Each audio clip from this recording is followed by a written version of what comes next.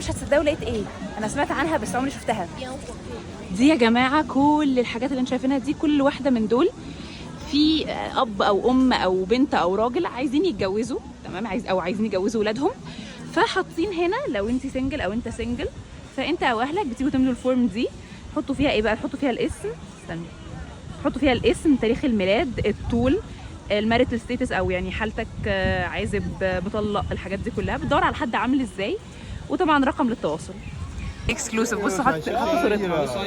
وكل الناس دي بقى بتدور على عرسان وعرايس، تمام، وكل الناس بقى اللي قاعده تتمشى دي بتدور لاولادها او ليها. شوف النص في واحد بص لي اللي هو انت بتدوري على عريس ولا ايه؟ Marriage, right? For marriage. Yeah. Do you actually find people from here? Like people marry from here? Yeah. If I am a single lady, okay. And I'm here and find a man to marriage. Okay, he will be good for you. Yeah. Okay. ياه، شفتوا يا جماعه الموضوع طلع سهل ازاي؟ احنا ليه معقدين قوي الموضوع في مصر؟ ها؟